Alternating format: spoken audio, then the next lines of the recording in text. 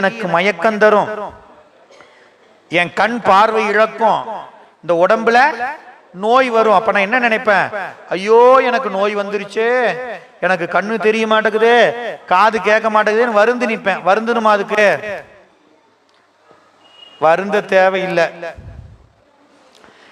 நான் என்ன பண்றேன், சாமி எனக்கு காய்ச்சல் வந்துருச்சு சரி பண்ணு சாமி, சாமி எனக்கு முட்டி வலி வந்துருச்சு சரி பண்ணு சாமி, சாமி எனக்கு தலை வலிக்குது சரி பண்ணு சாமி, எனக்கு வயிற்று வலிக்குது சரி பண்ணி சாமின்னு சொல்லி என்ன பண்றேன், தினம் தினம் உன நச்சி நச்சிட வந்திடும்.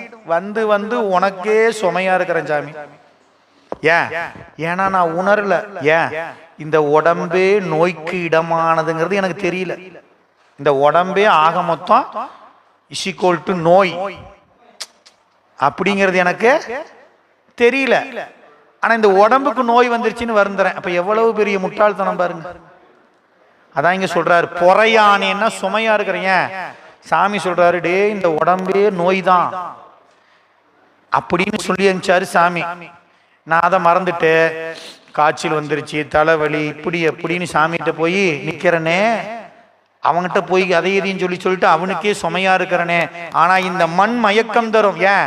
இந்த உடம்பு நோய்ங்கிறதே தெரியாம மயங்கி இருக்கிற இந்த மண்ணுல. இதுதான் எனக்கு, இதுதான் நான்கிறேன். என் கைக்கு ஏதோ ஒன்று ஆச்சுன்னா தாங்க முடியல, கண்ணு அப்படியே வாங்க இருக்கும் பிரைட்டா. 16 வயசுல இருந்த மாதிரி 61 வயசுல இருக்க முடியும். ஆனா இருக்கணும்னு நினைக்கிறேன். எப்படிங்க நடக்கும்? நான் வாங்கி ஓட்டின வண்டி 10 வருஷம் ஆகி போச்சு, வேலைக்கு ஆகல, 6000 ரூபாய்க்கு வித்துவிட்டு 1,20,000 போட்டு ஒரு வண்டி வாங்கியிருக்கிறேன் நான். ஏன் அந்த வண்டியே நான் இருக்கிற 80 வயசு எத்தனை வயசுக்கிறேன்னு அதே ஓட்ட வண்டி தான் நான். வண்டி மட்டும் ஆகாதுன்னு போட்டுட்டு வேற எடுக்கிறேன் நான். ஆனா உடம்பு மட்டும் ஹோண்டா சைன் போனா வேற ஹோண்டா யூனிகான் எடுத்துக்குவேன். ஆனா இந்த உடம்பு போகக்கூடாது, அப்படியே தான் இருக்கணும். என் பிரைட் நான் 16 வயசுல 100 அடி தூரத்துல பார்த்த பொருள் 61 வயசுலயும் பார்த்தா தெரியணும். எப்படிங்க தெரியும்? வண்டி தேய்மானாச்சு இல்ல, கீர் பாக்ஸ் போயிடுச்சு, இன்ஜின் போயிடுச்சு, பிரேக் பேட் போயிடுச்சு, ஆக்சிலேட்டர் எல்லாம் போகுது.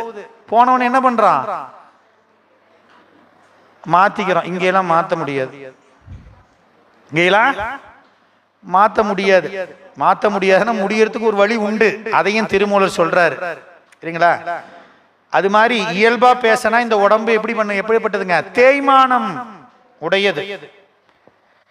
அப்ப வயசு ஆக ஆக என்ன ஆகும், கொஞ்சம் நஞ்சையா நடந்தோம் கால் தேய்மானம் ஆகும், கொஞ்சம் நஞ்சமா வேலை செஞ்சோம் கை தேய்மானம் ஆகும். இப்ப எல்லாம் 16 வயசுலயே தேய்மானம் ஆயிடுது. நான்லாம் 10வது படிக்கிறப்ப தான் கண்ணாடி போட்டேன். இப்ப எல்லாம்